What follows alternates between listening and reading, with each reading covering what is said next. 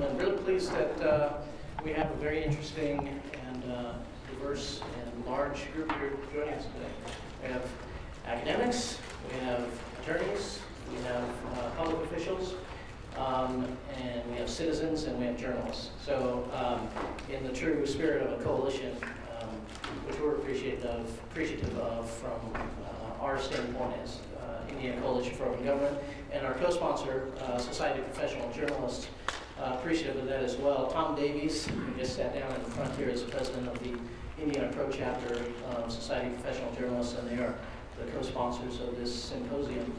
And I would invite our panelists to go ahead and come on up to the front while I just do a couple of quick announcements. One is I have parking validation. In case anyone didn't get that, feel free to see me afterward, and we'll get you out of the garage for free. We'll deal with the most important practical issues first.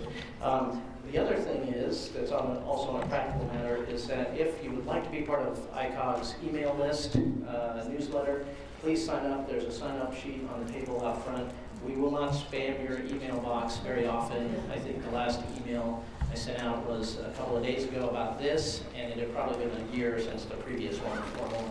So we won't send stuff often, but when we send stuff, it's important and interesting. And third, we're always interested in people joining the coalition for open government. It is a coalition which involves citizens, journalists, policymakers. We tend to be a little heavy on the journalists and lawyers and academics right now on our board, and we can sure use some citizens to join us. So if you're interested in ICOG, from that standpoint, I'd be happy to talk to you about the board position as well. Invite you to the next board meeting. So now I'm going to turn this over to our moderator, Rebecca Townsend from the Indiana Pro Chapter of Society of Professional Journalists, and she'll get the discussion started. Thank you very much.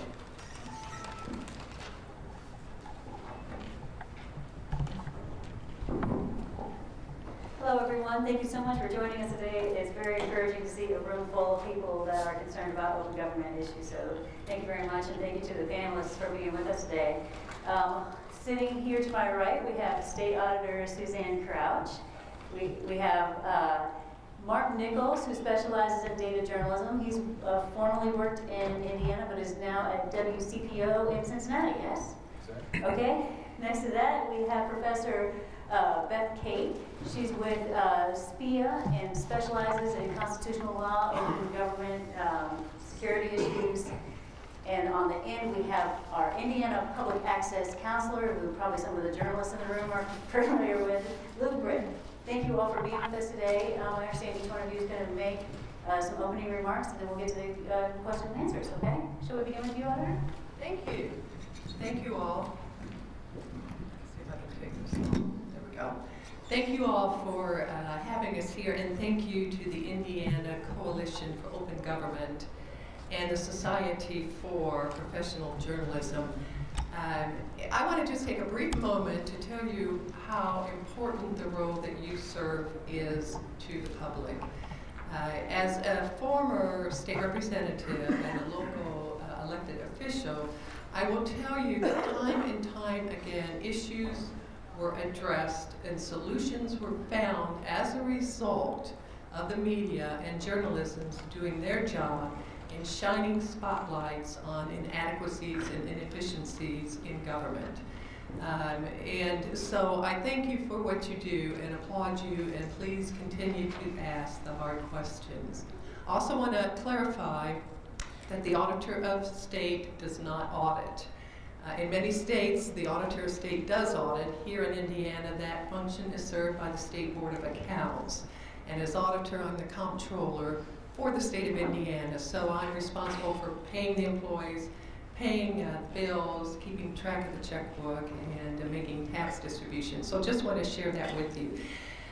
And recently, the U.S. Public Interest Research Group came out with their ratings and their scorecard on states and their transparencies. And let me share with you a little information that I found to be pretty enlightening that they had in their report.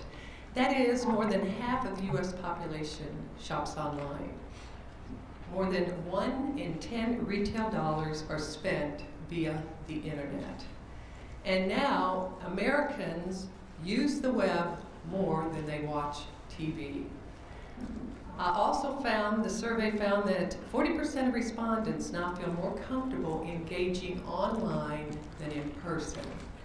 It's a different world, and as we become more sophisticated technologically, then the challenge becomes in getting that information out there for the public, and government has a responsibility to get that information out. As a former county auditor, county commissioner, state representative, I've always believed, and now as state auditor, that the most important thing we can do in government is to be transparent. Because the more transparent we are, the more accountable we are. And the more the public knows about their government, the better job their government is going to do for them. So in 2011, legislation was passed to create Indiana's transparency portal. And the Auditor of State is responsible for maintaining that portal. So what I would like to do is to kind of just walk you through some of the information that is on our transparency portal. But what the U.S. Public Interest Research Group judges these portals by is, are they able to answer 3 questions? Number 1, how much does the government spend on particular goods and services? 2, which companies receive public funds for those goods and services? And 3, what results are achieved by specific expenditures? So what we will do, and let me also say that while I'm responsible for maintaining the portal, the information on that portal is provided by the State Budget Agency, OMB, Department of Administration, and other state agencies. So we're very dependent upon them providing information and links so that information can be on a one-stop shop portal. Also, it's a dynamic website. We update it monthly.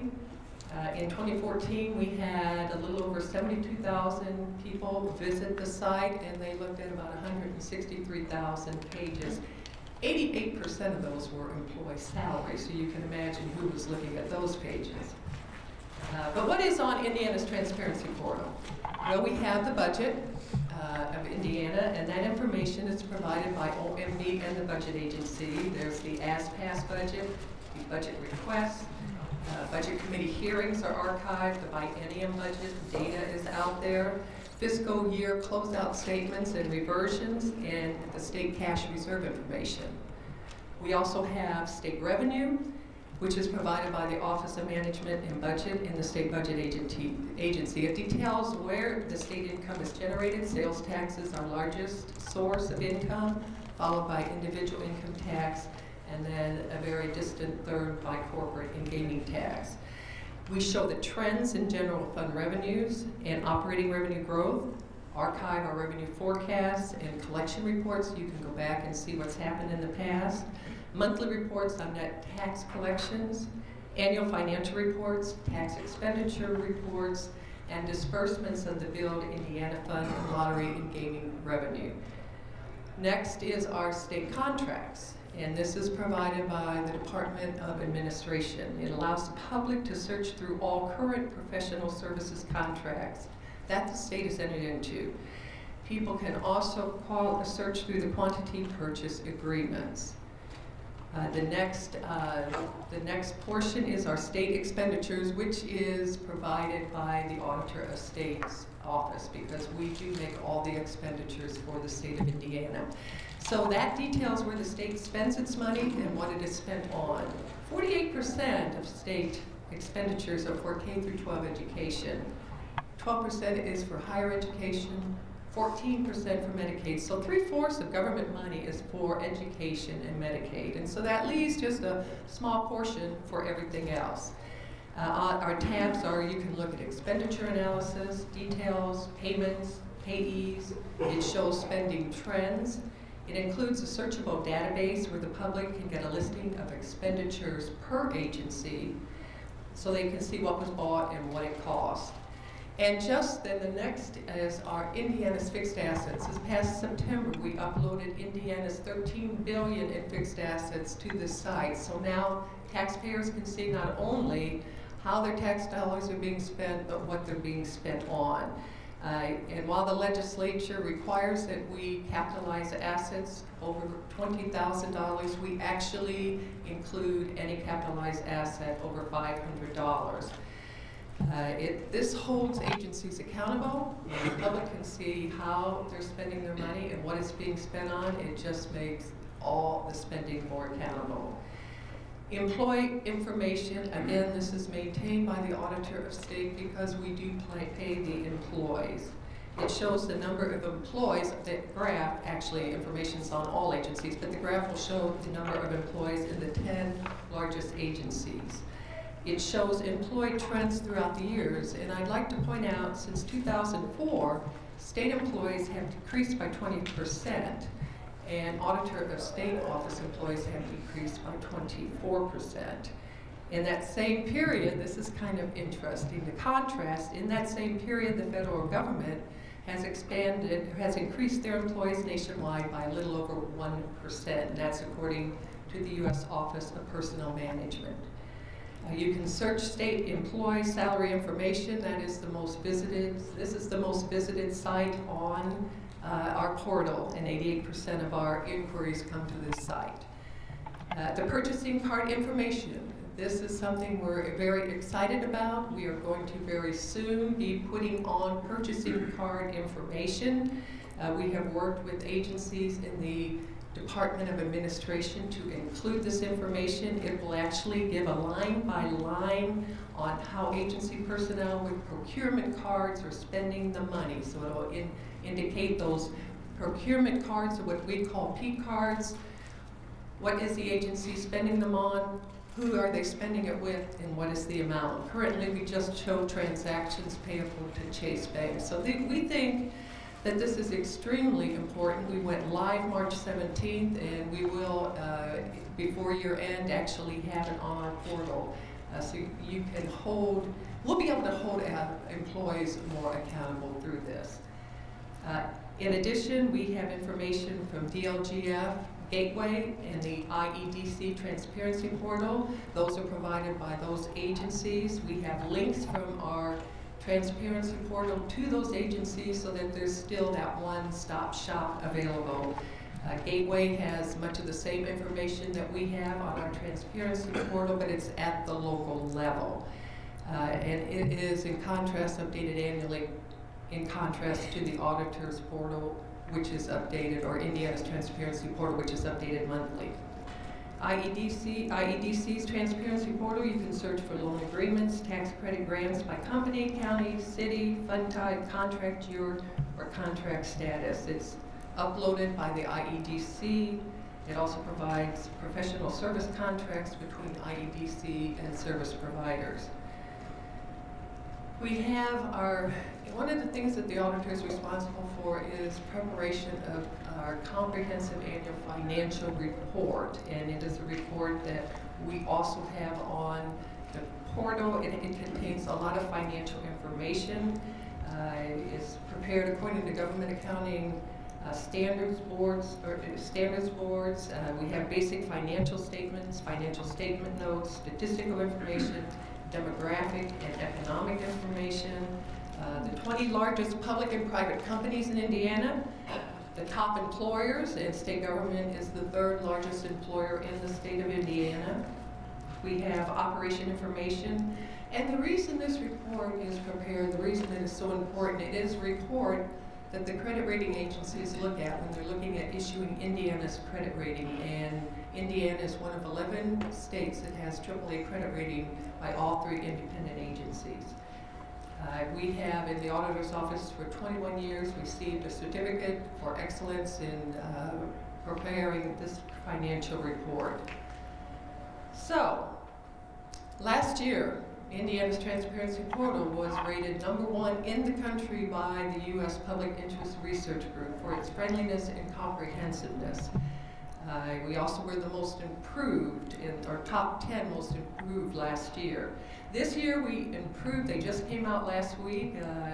In conjunction with Sunshine Week, Indiana improved our score, overall score, from 94 to 97. We continue to be a leading A state in the country in terms of Transparency Portal. I have shared with you why I think it is so important that government be transparent, and I want to again say that we will continue to welcome your input, recognizing that we have some restrictions in how we maintain the website. One of those biggest restrictions is money, but we welcome your input. We want this to work for you. We continue to work to include more information. We are looking at making the public more aware of the site, because while 78,000 people visited it, our population is much larger than that, and people should be much more engaged with their government and their financial spending. So we're looking at search engine optimization and looking at ways to educate the public more on what is available to them. Transparency is so important. I always like to share with people that the trust that the trust that a taxpayer grants an elected official is a sacred trust, and every dollar spent should be done so with serious respect and consideration for the people that earn those dollars. Every dollar that comes to government has a name and a face attached to it. So we will continue to work and to strive to make sure that this site and that the taxpayers' spending and tax dollars are accounted for and transparent to the public, and we welcome and welcome the public's engagement and hope that there's more of it. Thank you. I hope I didn't take too much time, Thank you. but I will hand off the mic. Mr. Nichols? Sure, I'll take it. Well, I also want to thank SBJ and ICON, I guess, for inviting me to be part of this panel discussion, and I'm here with some very valuable resources from a government perspective. And I guess I'm here to kind of represent the journalist perspective on getting records, and particularly electronic records. Just to give you a little background, I do work for a TV station in Cincinnati, which, as I was joking with someone earlier, that's always, you know, when someone says that, they always end that with a question mark. You work for a TV station? You know, you do data reporting? Well, yes, I particularly work for the station's website. So I'm part of the digital staff, and primarily I do stories for the station's website. But I also work along with the broadcast side as well, just to kind of give you a little background. And so I'm working with the station's I-team to develop stories that eventually will appear on the website as well. So everything is pretty much coming back to the website from what I do. So as a data specialist, I'm basically involved in acquiring databases, usually from government agencies, and basically analyzing them, putting them together, cleaning them up in some cases initially, before I can even start to kind of look at them, and then basically analyze them for patterns and trends that we can that help kind of enhance and support the stories we do. So that's kind of the Cliff's Notes version of my job, but the main thing is I'm the guy who's typically trying to get data from the government agencies. So I guess that's where I fit in here, and to kind of get into where we are now and how I do that a little bit, and where I think we are in the process with public records, and particularly electronic. I want to go back to a little to a time basically about well, back in 1997, and I know some of you know this, maybe know this story, but you know, back in this was back when dinosaurs roamed the earth.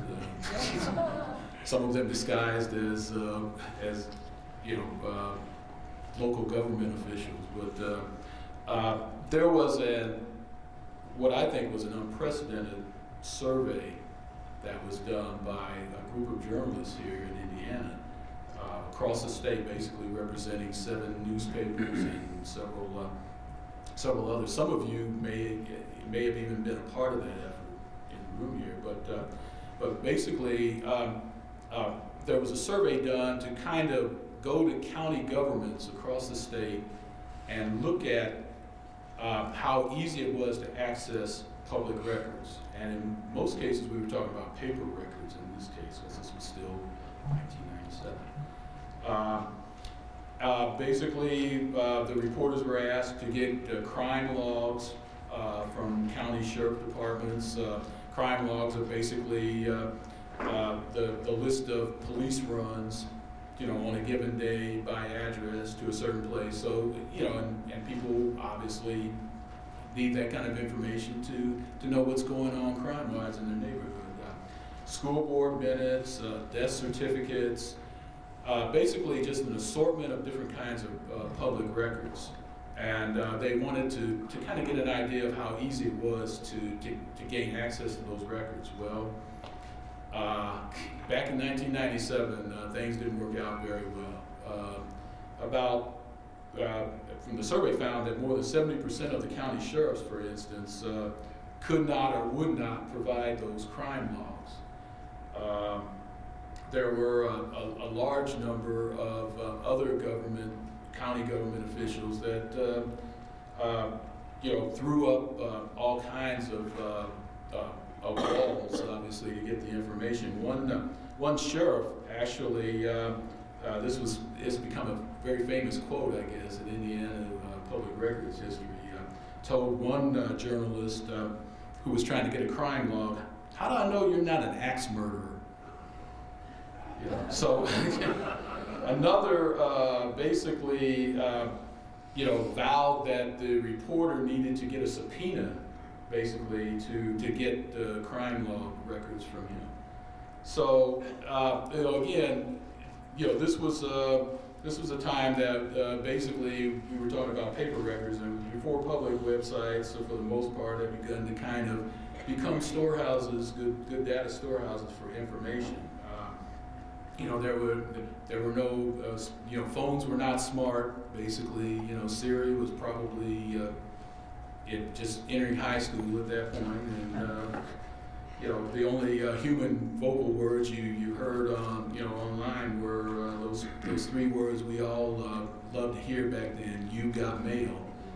So we were at a particular time and period where we were just getting into the infancy of getting electronic records, and the good news is, I think, we've come a long way since then, but the bad news is we still have a long way to go in terms of records we can access and how we get them, I think. I love the Indiana Transparency Portal. I mean, I think it's probably from a journalist perspective, from someone who's looking for a big picture kind of scenario and getting records and getting lots of records and looking at trends and patterns, this is the best thing since sliced bread, I think. Most county websites at this point have kind of graduated from, I think, an era where they just kind of contain basic information on what your county government is and where it's located and the hours of operation to points where they are starting to put databases online, and they're beginning to give the public greater access to things.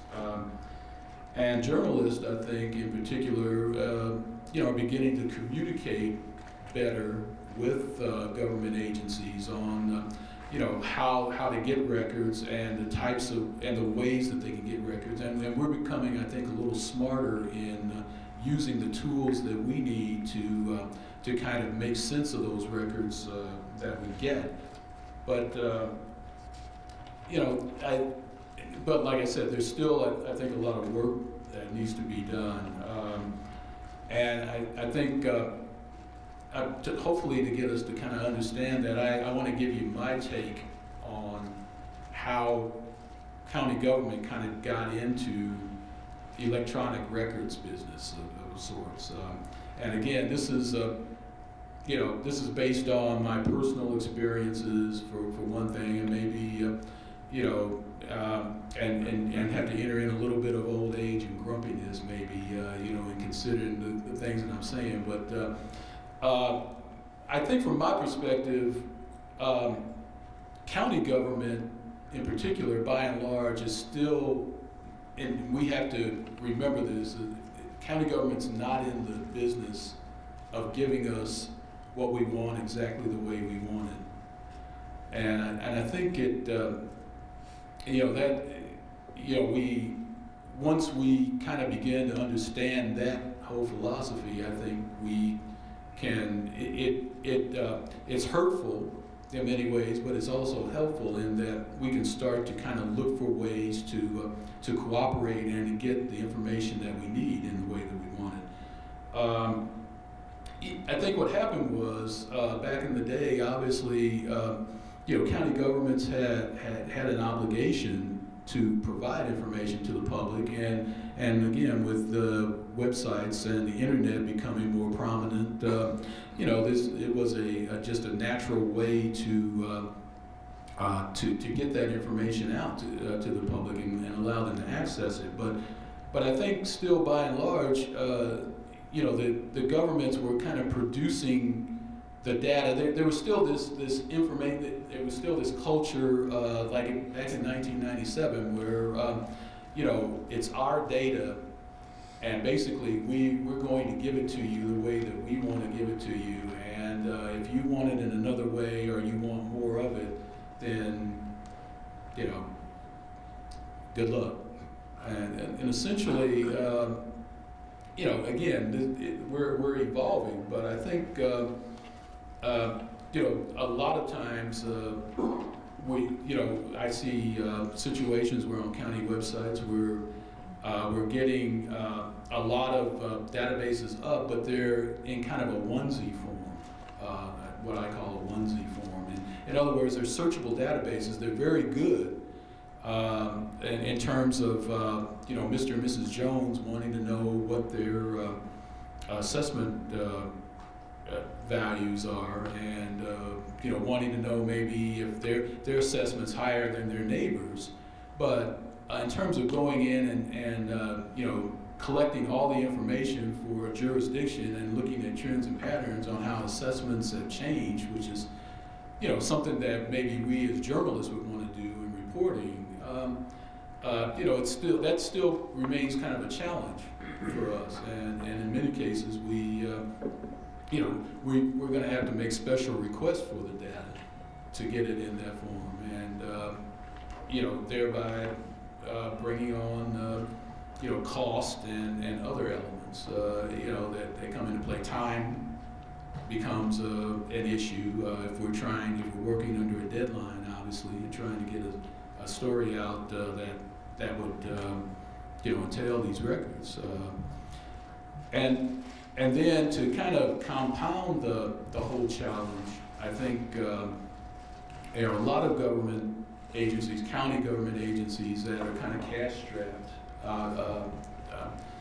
You know, basically have hired independent private contractors to come in and kind of develop the data that is on their websites.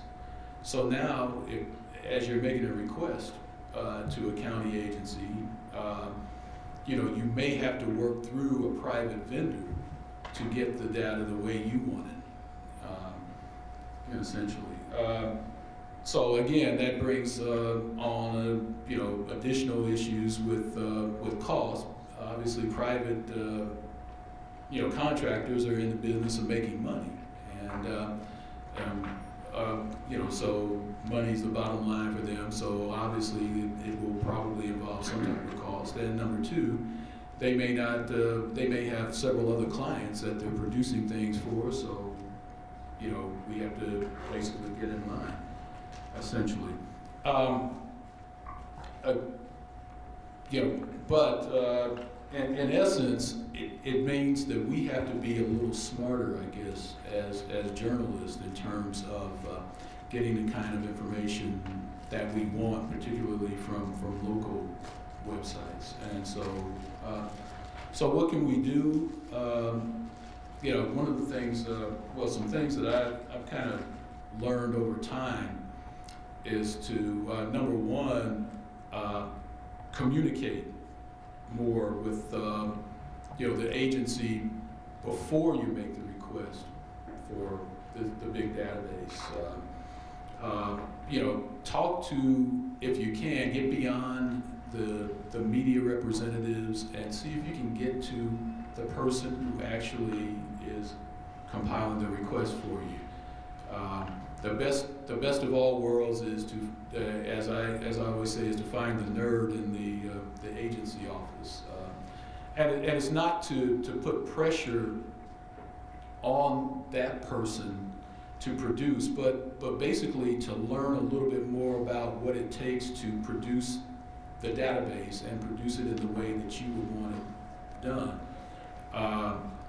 If you can, you know, the more you talk up front, I think obviously the easier it may be in understanding the time frame that person has to have to put something together, and you can adjust your deadlines, and you can then you know, have a better idea of, or you control essentially how this data is coming back to you in essence.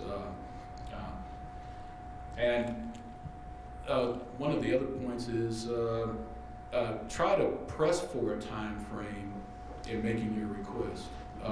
If you're making a big data request, I know the law, and I think it's still one of the weaknesses of our public records law is that the agency only has the obligation to basically acknowledge that they've received your request and that they're working on it, you know, essentially. It's up to you to kind of negotiate with the agency on what time frame, you know, that data may, you know, may be available for you.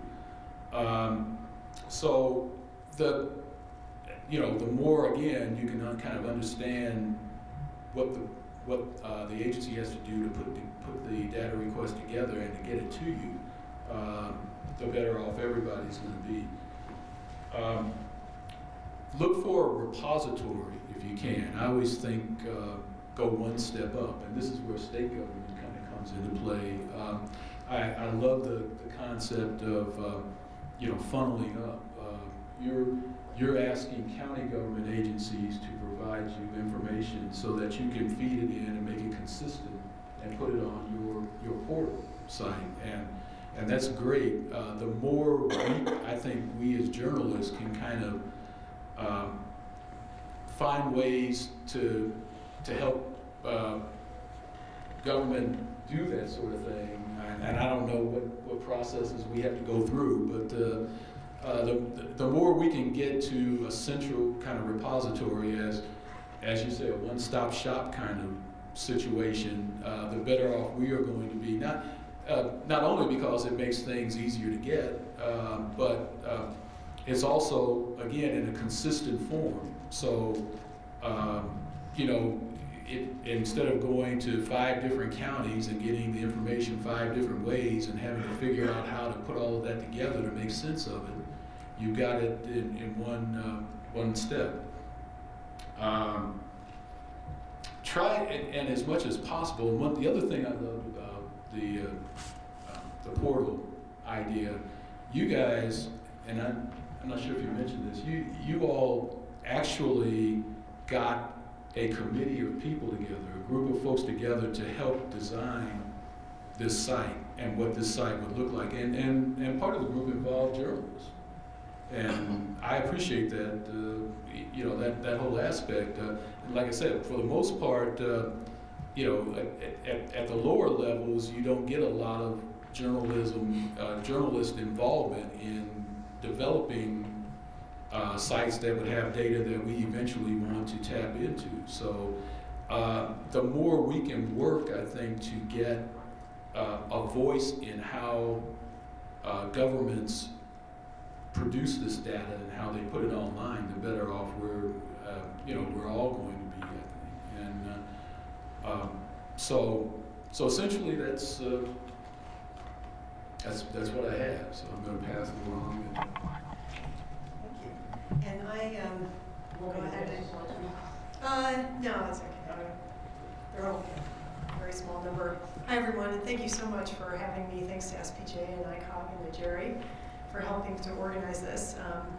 As Rebecca said, I'm Beth Cate. I'm a faculty member at the IU School of Public and Environmental Affairs, and I teach law there, and I have been interested in particularly civic engagement issues and how data access can facilitate civic engagement and collaborative governance.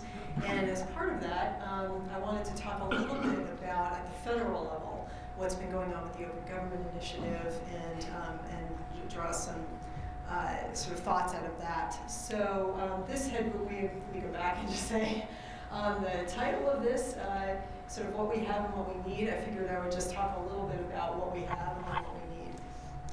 So what we have is the following, and this is just some representative examples relevant to the audience and the issues here today.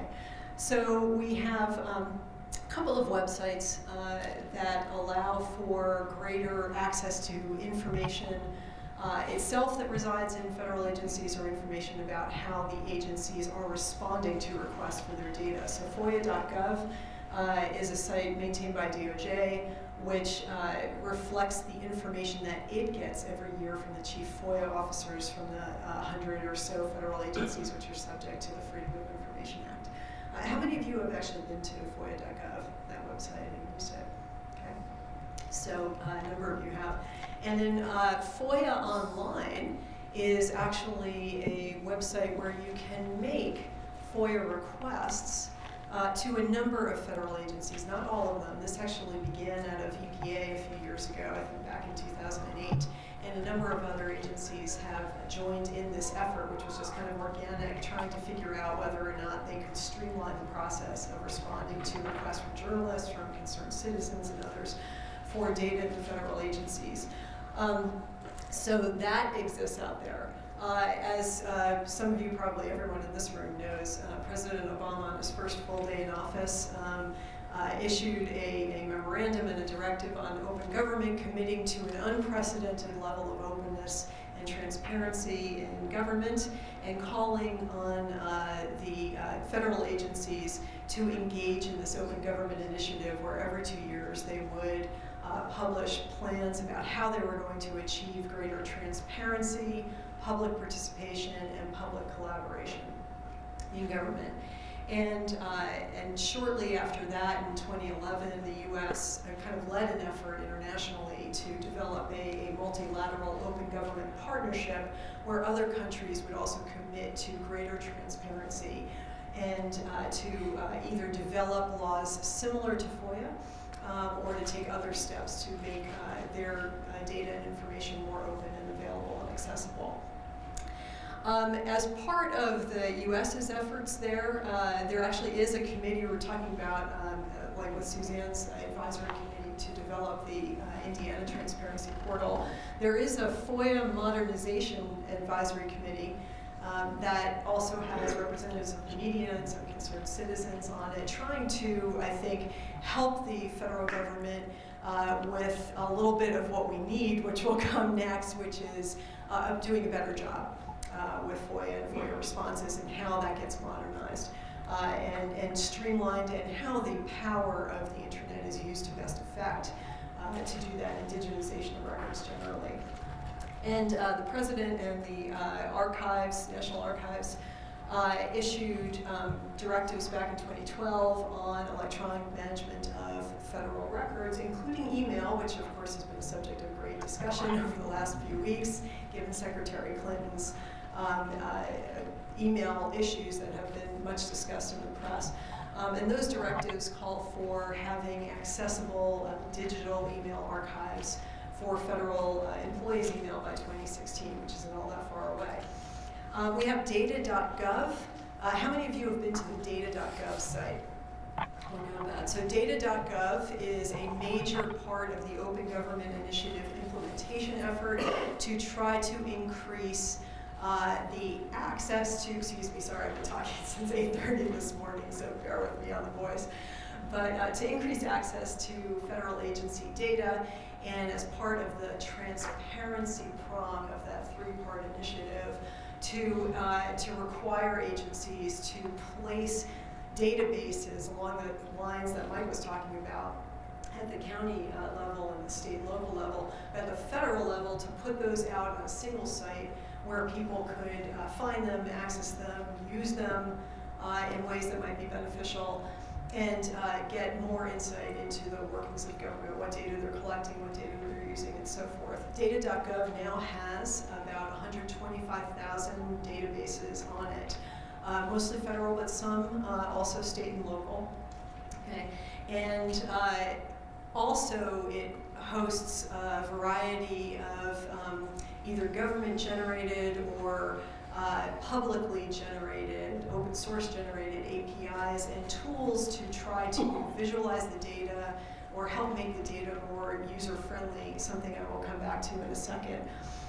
We also have state and city portals leading the way, as Suzanne was talking about. Actually, local governments and state governments have jumped into this effort in a big way, and many of them doing a great job, really, with financial transparency and with other types of transparency for citizens to know and understand their government better, and also be able to use the data to become more engaged with government themselves, to provide ideas for improvement in services, to generate policy ideas and so on, and to really collaborate with governance. I should also mention, we also have, it's not really referenced up here per se, but a somewhat growing phenomenon of kind of crowdsourcing of the generation of data for certain functions in government. So you have things like citizen science, if you've heard that term. Does that term sound familiar to anyone? Okay. Sorry, you can really tell I'm going to be teaching in another 2 hours, right? But you're going to be just like I do my class. Who's heard of this? Raise your hand. But so, you know, people out there who are helping to provide observations and to kind of almost take on some of the day-to-day generation of information and providing it back to government to assist in the provision of services and responding to public needs. So things like the 311 service, where non-emergency information you can supply to your local government, like, oh, there's a pothole that needs fixing on route fill in the blank, that kind of thing. So states and cities, particularly cities, are really leading the way in some of those efforts. And then finally, what we have an increase in what's called civic hacking. And hacking as a term sometimes has a negative connotation, but hacking in this community really means, hey, we're grabbing hold of a problem and we are going to make some change and fix it. Okay, we're going to hack our way into it and we're going to build a solution on the way out. And there's been a real growth in efforts in the nonprofit world and the open source world to try to bring together energetic people with technical skills, with coding skills, to work with local, city and county and state governments, and at the federal level as well, to try to build the tools that allow us all to use the data to best effect. And including recently here in Indianapolis, some of you may have heard that Code for America, which is a major organization involved in the civic hacking effort. They were here during the month of February working with the Department of Public Safety here in Indianapolis to try to create some data analytics tools and so on to, again, make data more user-friendly, make it more usable within the agencies themselves, actually, to really kind of pry open the insights, if you will, to go from data to insight, if you will. So there is a rise in civic hacking. The National Day of Civic Hacking is coming up on June 6th. This will be the 3rd annual event, and I believe there are some civic hacking events being planned around the city of Indianapolis. So I'd encourage you to actually sort of look at that. And I'd encourage all agencies to look and see whether or not there is something, there's a need that they have that they would want to post and get some help with, because that's generally how this tends to work is, you know, the local governments or the people of a community identify a need and then try to come together to design a fix for that. So those are some of the positive things that we have and that are underway and have varying levels of momentum. What do we need? I mean, I think we need a truly embedded ethos of openness in government. I mentioned President Obama's directive on open government in his first full day of office. One of the things that you see in that and then the related documents that came out of OMB and other parts of the federal government for that effort talks about really having the culture of the agencies change in a way that translates to an organic sense of openness. Openness is part of their mission. And Mike talked about how back in the day, the idea was, hey, it's the government's data, it's not the public's data, and so we only give it to you kind of as a gift. And at the federal level, legally, FOIA sort of was intended to change all that, right, back in the 60s. And translated into, no, really, we're going to shift the presumption. The presumption is access to government data, with some exceptions where there's a good reason to not have disclosure.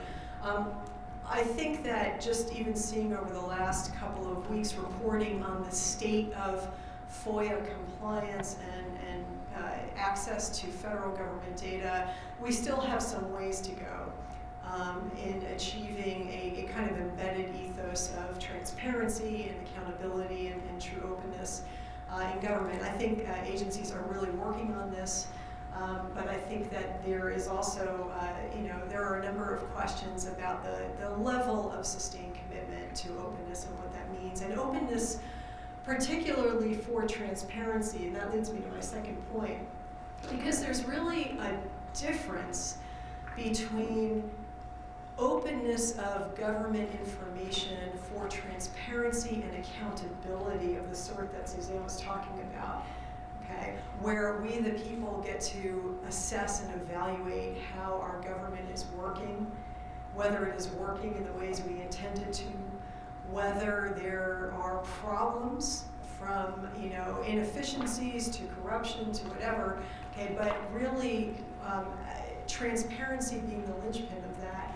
That is different than another major foundation that is discussed with the open government initiatives that I was just talking about, where you see a lot of the language surrounding the release of data being about, hey, if we give these data to the people, smart people will take them and start businesses with them, generate economic activity, which is valuable with them, will improve the efficiency of public administration and the delivery of public services.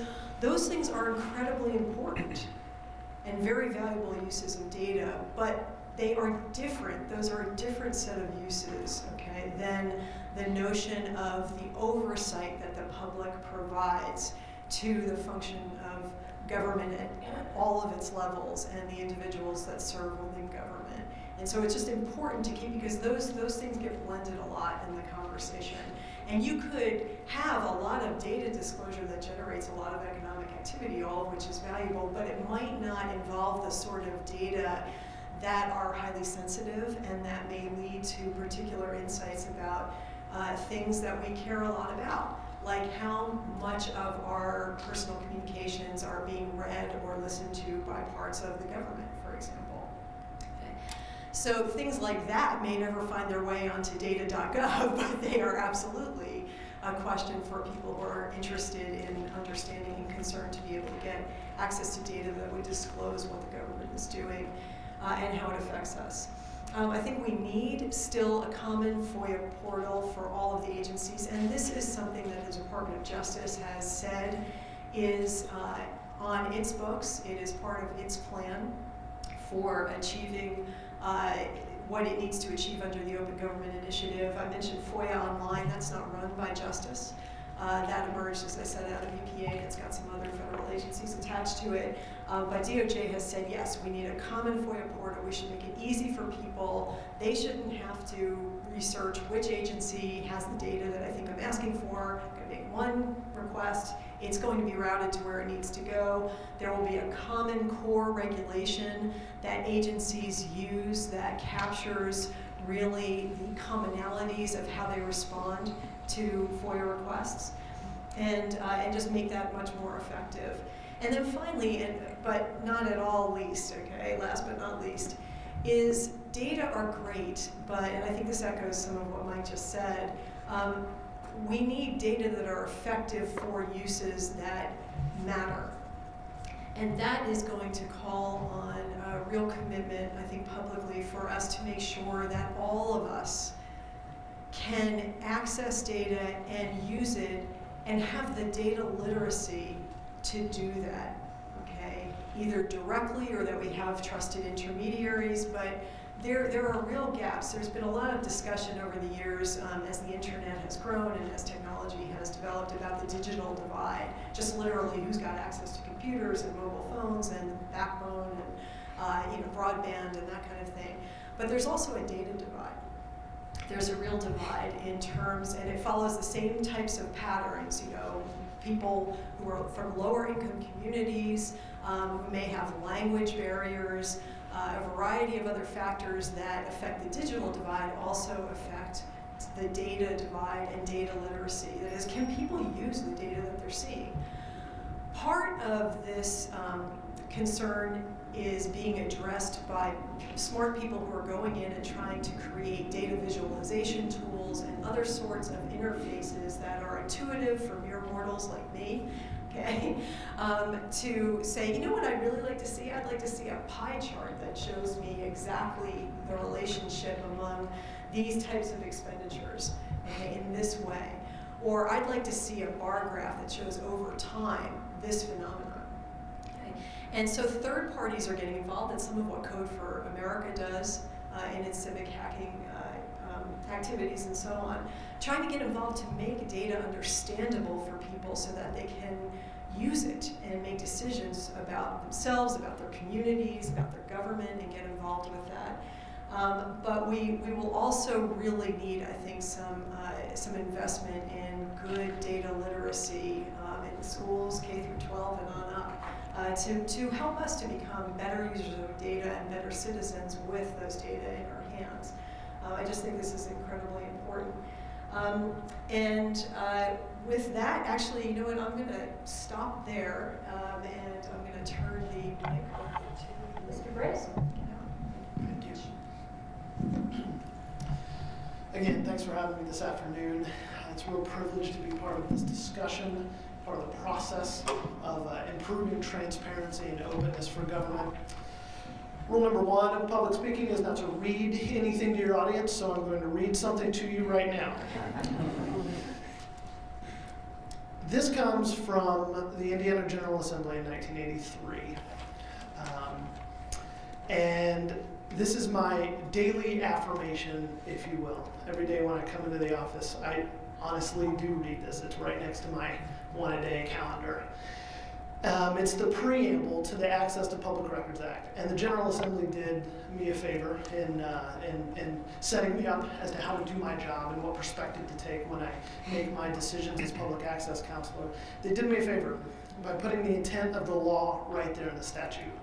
And I want to read this to you, and I really want to have you think about these words and realize that these were written by the legislature, by a public agency, which I think is subject to the Access to Public Records Act. They disagree, but I'm working on that. Just think about this and how it ties into our discussion this afternoon. A fundamental philosophy of the American constitutional form of representative government is that the government is a servant of the people and not their master. Accordingly, it is the public policy of the state that all persons are entitled to full and complete information regarding the affairs of government and the official acts of those who represent them as public officials and employees.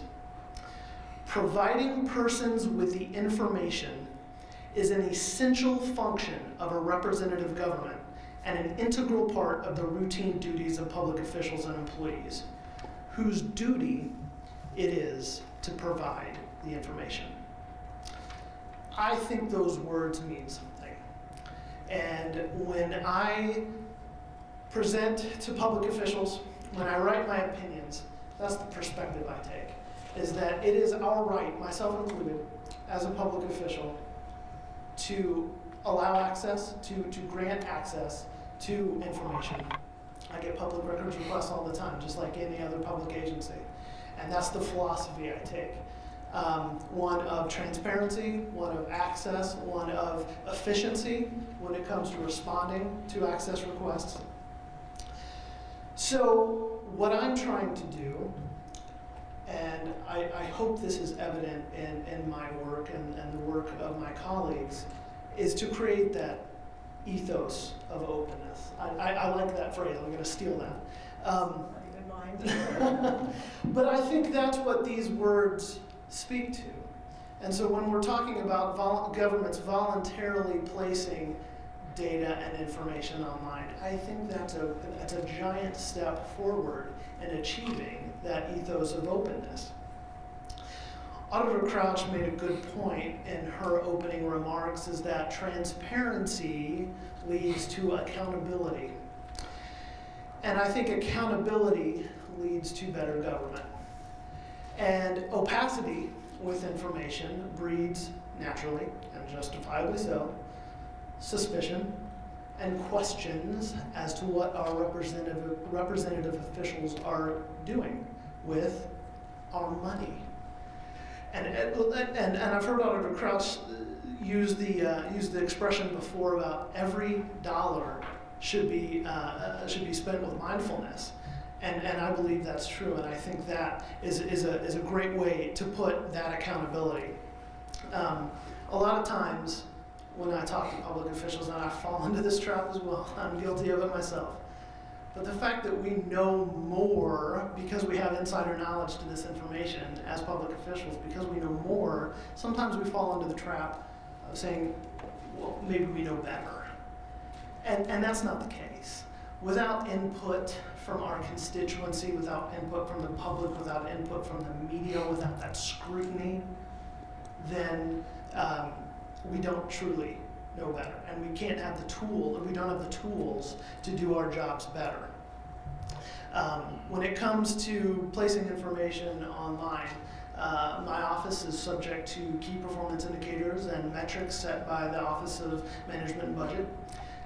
And a couple things that I hear over and over when it comes to granting access, and this is on the state level and on the local level, and I empathize somewhat to this. Sometimes it's inconvenient to do that. Sometimes it's uncomfortable to give this information, especially if there's a shortcoming in what I'm doing in my job. That's uncomfortable to put online, to disclose, to release in an email. But again, if I do that, and if I am truly open with what I am doing as a government official, as a public employee, as a servant of the people, a civil servant, then that input that invites, the scrutiny that invites, makes me a better public employee, a better public official. I try my best to preach that to my colleagues, to other public officials, and I think by and large it rings true, and it doesn't fall on deaf ears, and I'm very encouraged by that. And this topic in particular, as far as digital transparency, is pretty rich in what we can talk about, and I invite questions on any number of subjects, but here in the news we've heard a lot lately about private email accounts versus public email accounts. I'm perfectly willing to talk at length about my philosophy when it comes to that. Text messaging between public officials, especially during meetings. Along those same lines, teleconferencing and video conferencing with open meetings. So with the ubiquity of digital ways to communicate, we sometimes the laws don't keep up with the advance in those technologies, and so that all the more proves that government officials should make a good faith effort to be a good steward of that information. Even though it's not written down with pen and paper, it's still information that the public, according to the General Assembly, has the right to. So with that, I'll open the floor to any questions for any members of the panel. Thank you. All right, let's get this started off. If I could begin with one, I'd appreciate it. As we journalists become more familiar with the kind of projects we can do with digital data, matching one database to another, for instance, bus drivers with the drunk driving convictions, that's a popular one. What data do you see out there as underutilized that we could be doing more work with? I think the state does a pretty good job of putting those kinds of things online, those databases, that information online. I think where the real work to be done is on the local level, especially in Indiana when government is so fragmented. There's so many different towns and villages and municipalities, all with their own councils and boards and governing bodies, and agencies collecting this data.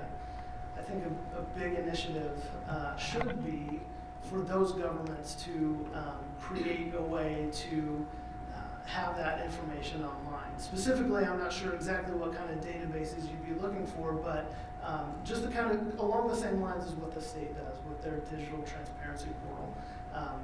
And if that trickled down to the local level, I think that would be a great benefit. Let me interject one question, because you addressed a little bit of this already. Are you encountering repetitive problems in data requests from the journalistic side or the citizen side in terms of, we want all the data on this? Are there pointers that you can give people on how to tweak those requests for data that make them more digestible to the people, the gatekeepers? Sure. What I encounter, and this is a big problem, is when a requester for information approaches a public agency for a large swath of data. They'll hang their hat on a statute that says their request must be made with reasonable particularity, which basically means it has to be specific enough that the agency knows what they're looking for. But that exception to disclosure is used so broadly and so often, and I think to the point of abuse, that they just deny the request outright. Instead of inviting the requester to narrow down that request, they'll just say, sorry, it's too broad or too vague, and dismiss it initially. And that discourages the requester from following up with a more narrow. Are public access counselors more familiar with terms like record layout? Is that a helpful thing to ask for in the beginning, just the outline of the spreadsheet so you can determine what columns may be information that you may need to Yeah, I think part of the problem is that when governments don't voluntarily put something online, is that the requester doesn't know how that layout works, how it's labeled, what those tabs are, what those spreadsheets are named. And a lot of times agencies will say, well, if you don't identify that with pinpoint accuracy, if you don't know the form we use and you don't name check it, then we're just going to deny it because we consider it too vague. But the case law out there, and my opinions as well, we've all said that if it gives the agency, it gives the public official an idea of what they're looking for, that should be good enough. Now, work with the requester to narrow that down so you don't just, regurgitate a bunch of non-responsive data and non-responsive information, but to really tailor that so that it's useful for the requester. So it would always be acceptable to ask for a record layout of any spreadsheet? Absolutely. Yes. Just to that point, as I was saying, that's why I tried to develop, as a journalist, a habit of, before I even write the request, make the call to somebody. Try to communicate with the agency about, what it is you're looking for, precisely. And they may come back and say, oh, that's in report 769A. Sometimes you may get, you may have a situation where there's a report that may have been prepared for someone else, that contains the same information that you want, maybe a little more, you know. You may want to inquire about, you know, whether anything like this has been produced before, you know, by the agency, you know, for someone else.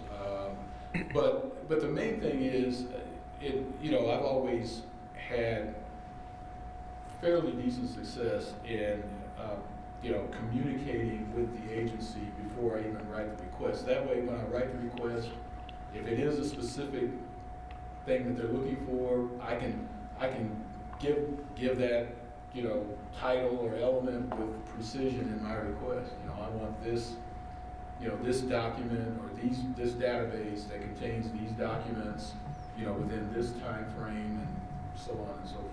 So the more you can, again, the more you can communicate up front with the agency, I think the better off you are in terms of reporting. I just jump in just to say that, drawing on what Mike and Luke are saying, those communications with agencies help to do a couple of things.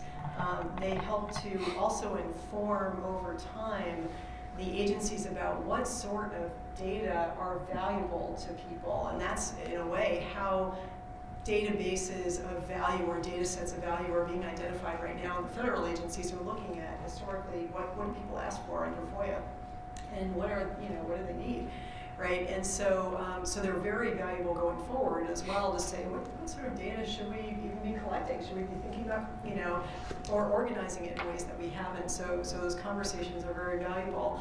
And they also feed into another thing that's pretty valuable, especially in a digital world where you can disaggregate data out of their original context. So two things I want to say about that. One is that to create the sort of ability to do what you're talking about, Rebecca, where you put data together to create new insights, it's important to have some standardized elements of metadata, or, you know, sort of develop characteristics of the data that allow them to be mashed up and queried and things along similar lines.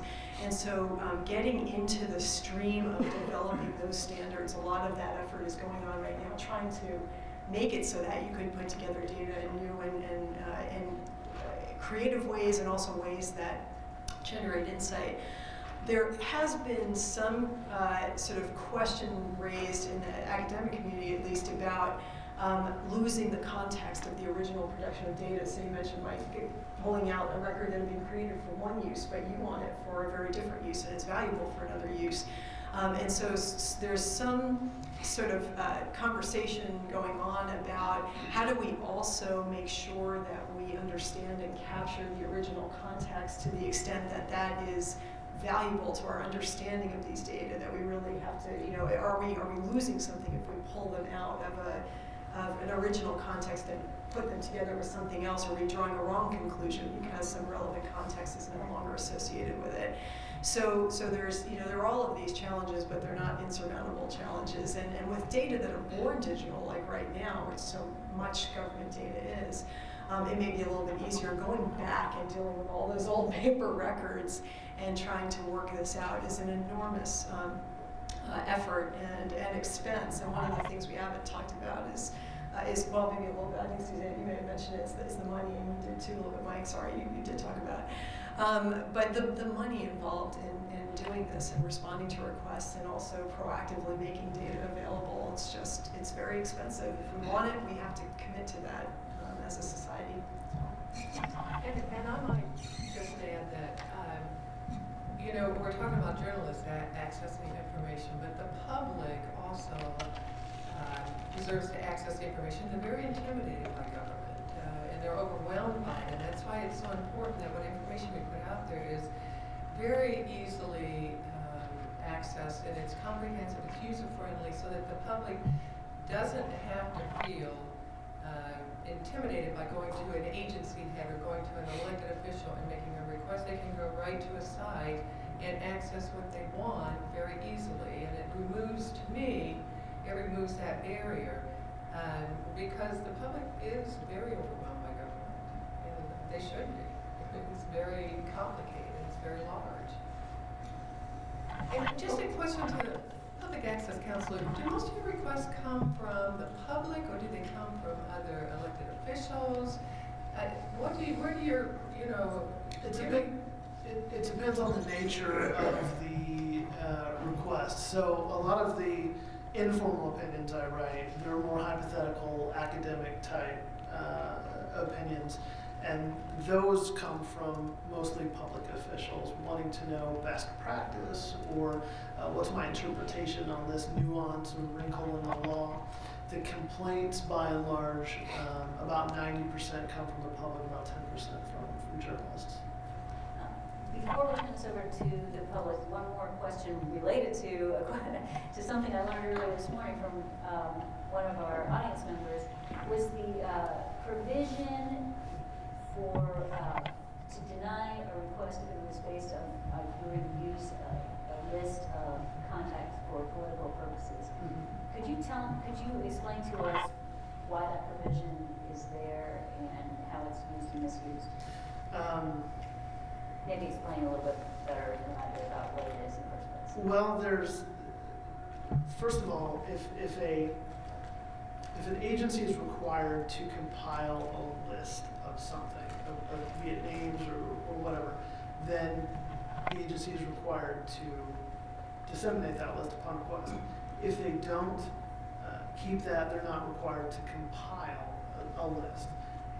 If there are certain types of lists compiled, student names are one, voter lists are another, things like that.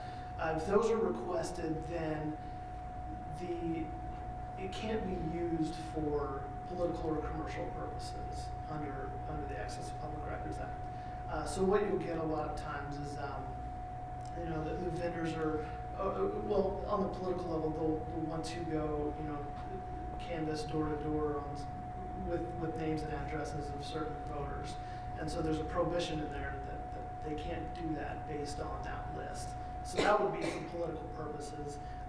There's other situations where larger for-profit companies will want to data mine certain lists for profit. They want to market services to them, lists of public contractors or vendors that government has contracted with. So the commercial and political purposes are a no-no. Now, how you enforce that is a whole other issue altogether, because as a government agency, do you make them sign an affidavit that they won't use that for that purpose? It's kind of elusive when it comes to that. Right. It seems a little intimidating. One way we're taught, if you're a citizen, you can just ask for it, and they have no right to ask you what you want it for. Those are the only exceptions when the agency can ask why they want that data. Just to make sure it's not commercial. And journalism is not considered a commercial. No. Yeah.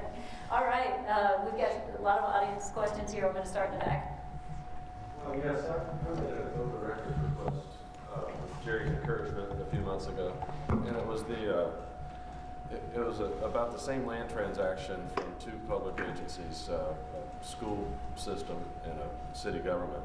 And the school system was responsive, and the city government was impressive in not being responsive. They have a public access counselor who I began to call the public access denial counselor. And I even got an opinion from you, Mr. Britt, and still got about nothing from the city. And it was clear from the school system's response that there was plenty there.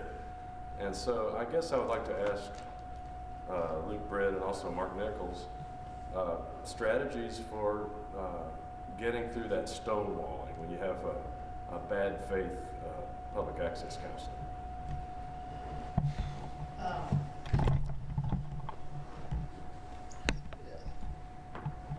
Admittedly, and I see this across the state, some local governments are easier to work with than others. Some respond better to diplomacy. Some show deference to my office and my opinions and what I do. Some just don't. And my office doesn't have any kind of enforcement capability, so I can't compel them to release anything. I can't force them to do anything. Only a court can. And unfortunately, the reality is that, if a public agency stonewalls you, then there's not a whole lot outside of the court system that you can do to compel them. Now, I tell folks that diplomacy is the best way to go about it. It's easier to catch flies with honey, but sometimes, that doesn't work either. And so, I always invite complaints to my office so that at least I have somewhat of a channel that I can correspond with some of these folks and try to convince them. And using me as a facilitator or mediator for that is always a good idea as well. But sometimes, as a last resort, the only way to compel an agency to be proactive and release information is through the court system. So what was the reasoning behind the city? I'm sorry. The reasoning behind the city not giving you the information? Reasonable particularity. Okay.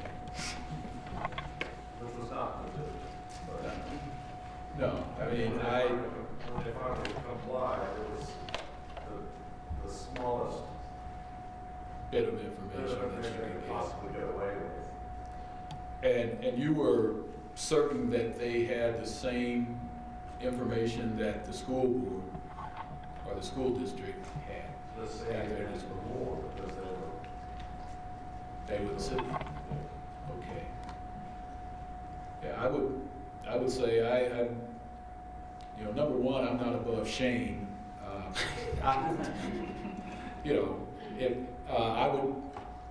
I would try that tactic as well. Saying, hey, the school district gave it to us. What's wrong with you guys? But beyond that, I think I'd have to. You may have to just go to the extreme, what Luke was saying, and take it into a court situation. I don't believe, and the good thing is you already do have an opinion from someone in authority that says you have rights to all the information that they can provide you on this topic. So I think you would obviously have a strong case, and I don't believe city governments are in the position to want to go to court in many cases. So maybe a call from an attorney could also, representing you could also make a difference as well. But I would think, if they were still holding out after that, then the only measure you have left is the legal system. Well, the media, that's the other shame factor, I guess you could, if that's not enough, you could, you could do the story saying, well, the school district gave us the information, but the city, they decided not to, and, maybe give the reasons. Again, those, there's probably, a 50% chance that would make any difference. So, if you really needed the information and you needed it in a timely fashion, I would maybe just take the next step and have an attorney make a call and see if a little bit of a threat might cause them to change your mind. Yeah, I'm dying to know what Suzanne Crouch thinks of the recent stories that myself and others have done about the House of Representatives saying that the public records law doesn't apply to them. And obviously that's in defiance of Luke Britt's decision. As a former member of the House and also as a Republican, I'm very curious what your take is on this. I kind of anticipated that question. I did a little bit of research. I don't know that I have it with me, but states vary. They're all over the place in terms of what they require, what they don't require, what they allow, what they don't allow. I believe that as an elected official and as a public elected official, your actions and your communications are public. Having said that, I also know that as a representative, I oftentimes was contacted by constituents who had very, very sensitive issues. It's, suspecting sexual abuse, domestic abuse, issues with agencies, with FSSA that they didn't want to be retaliated on. And so I really struggle with what is public and what really would be detrimental in terms of your ability to help people. And those people that really have nowhere else to go. So I guess, I struggle with it, So do you then say, well, it's up to the legislator to decide what is public and what isn't? I don't know how comfortable people would be with people making those decisions. So I guess I would like, your kind of input on the dilemma that I am struggling with. Well, here's what we were talking about. The Mayor's Action Center, people call all the time, and we run those complaints as public records, and obviously if somebody called with a sensitive issue, you could always say, well, let's talk over the phone versus talking via email, or perhaps there could be some sort of alert that, the email that you're about to send is considered a public record and, could be released or something. I just feel like there's got to be some way around that. There's so many other police reports, for example, when somebody reports a rape or a crime against them, that's a public record. But the policeman's name and address and that is often kept off of public records because of the retaliation, and particularly undercover policemen. Yeah. So, I'm not arguing, I'm just trying to... Yeah, it's an interesting debate, and so obviously I haven't sat in your shoes and taken the phone calls that you have, but there are other public entities, like I was saying, city county councilors, the Mayor's Action Center, where constituents call with concerns, and those are disclosable to the public, but yet calls, emails to the House of Representatives apparently are not, so just interesting. Yeah, so I think there has to be that ability for the public to know what their elected officials are doing and what they're working on, and the communication involved with it, but also to be able to protect those very sensitive, matters and issues that you're dealing with when you're dealing with real people's lives. So perhaps someone can get some language amended into some bill here before session ends, requiring a summer study committee to look at that issue and to have some open discussion and debate on it. And just to piggyback on that, one thing that our state law, I believe, although Luke can correct me if I'm wrong, does not have that is in the federal law is a personal privacy-based exemption. And we don't have any kind of broad-based state open records privacy exemption that might speak to some of the types of communications that Suzanne is talking about. And I don't know if there's any effort underway to look at the statute to enact something like that, but. No, not currently, and I would say that it's a debate that I struggle with as well when I'm writing these opinions, because I'm not in those shoes either. I get complaints to my office that are highly sensitive, that are public record, but I understand the unique position that legislators are in. I think that there's a difference, though, between saying that certain records may not be disclosable versus we're just not subject to it at all. And the cases that they cited had a lot to do with separation of powers and enforceability by the courts, but nothing about applicability. And there's currently another complaint with my office, same parties, that I'm expecting a response to soon. And hopefully that might clarify some things, because I would like my next opinion to really speak toward, the purpose of why that law is there in the first place.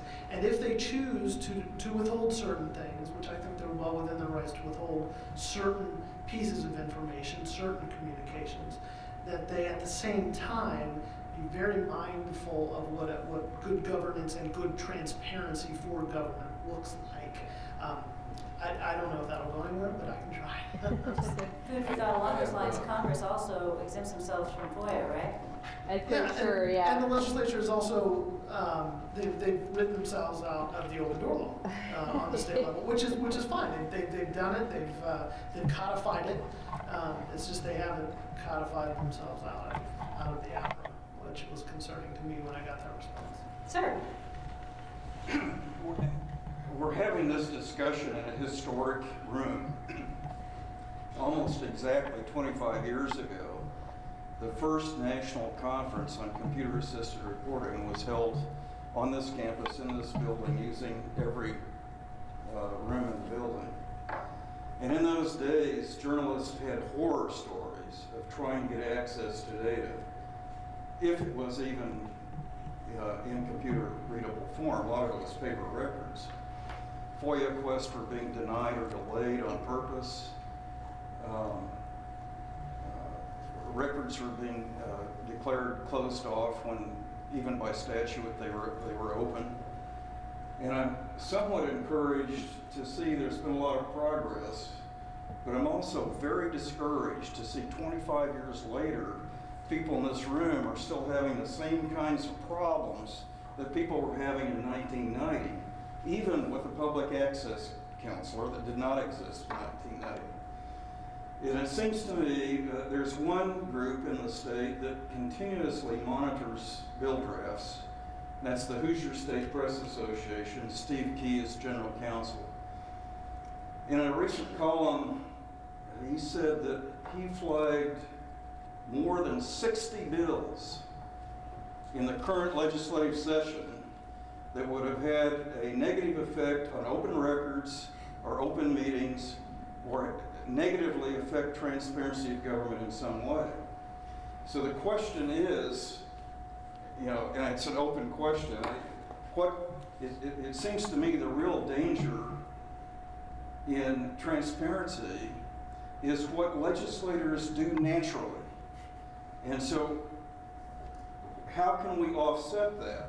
Now, one thing that happened quite by circumstance, my wife at one time happened to be a lawyer who was a bill drafter for the Legislative Services Agency. And she'd heard me rant on open records for a very long time. And when she was asked to draft a bill that mandated the collection of data, she would automatically add a clause to the bill draft that made the data available to the public. And when the legislator would look at the draft, well, what's this? And then she would explain it to them, and the legislator could either accept that clause or not. Usually they did.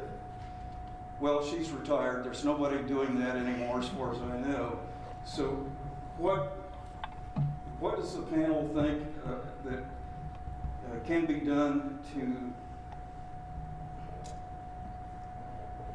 further the progress of open records? I mean, we've got portals, we've got an access counselor, but records are still being denied. I mean, what's the answer? So what next as we move forward?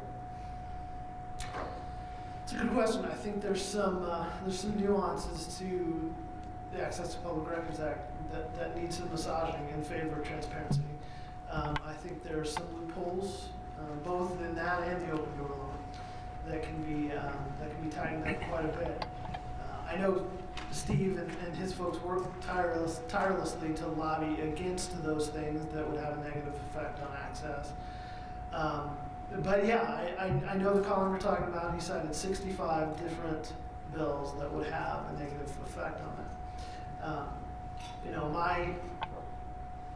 My legislated job is to provide education to all three branches of government when it comes to this, and that's my small piece of the puzzle and what I bring to the table.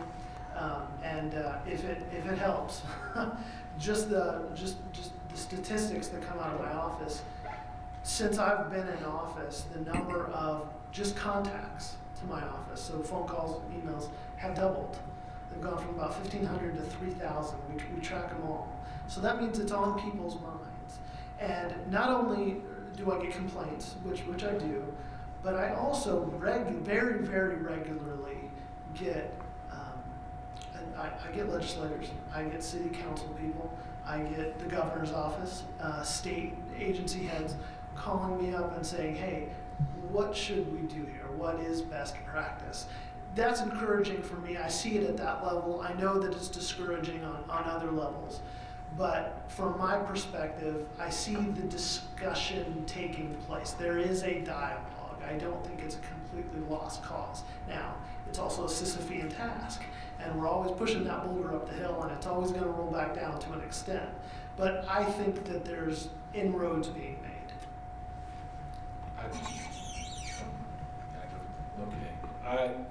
I know journalists are not lobbyists, and they shouldn't be, but I think that we've got to do a better job on the front end to help Steve and others who are seeing these things, you know, as they are occurring or before they occur, and jump in and somehow create a voice for open records. We have to continue as journalists, I think, to fight the good fight. I mean, example, I bring you Exhibit A.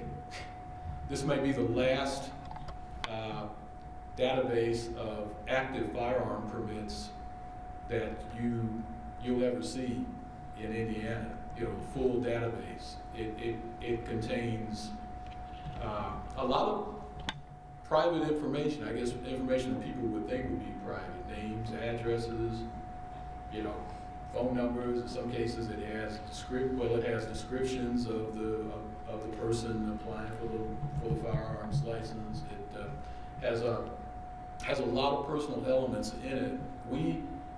We obtained this database several years ago when there was an issue about the Obama administration coming down on basically firearms, on gun control, essentially. And we just wanted to look at areas where firearms permit activity had increased in the state, you know, as a follow-up to